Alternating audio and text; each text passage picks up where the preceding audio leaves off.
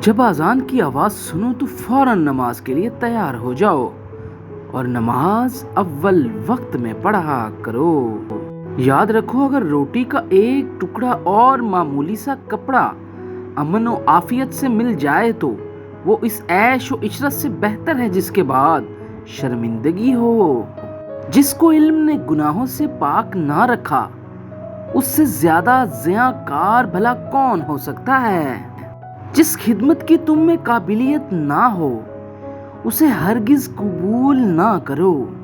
بازاروں میں زیادہ نہ پھرا کرو اور نہ چلتے چلتے راستے میں کوئی چیز کھاؤ۔ شاگردوں کے ساتھ ایسے خلوص و محبت سے پیش آؤ کہ کوئی دیکھے تو سمجھے کہ یہ اس کی اولاد ہے۔ جب راستہ چلو تو دائیں بائیں نہ جھانکو، نظر ہمیشہ نیچے اور سامنے رکھو۔ والدین اور اساتذہ کے لیے دعائے مغفرت کیا کرو۔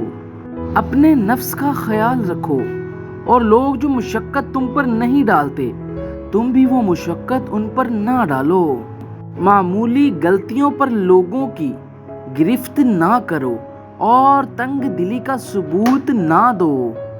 تم خواہ مسجد میں ہو یا اخیار کی محفل میں، اگر مسائل چھڑ جائیں تو لوگوں پر اپنا اختلاف ظاہر مت کرو۔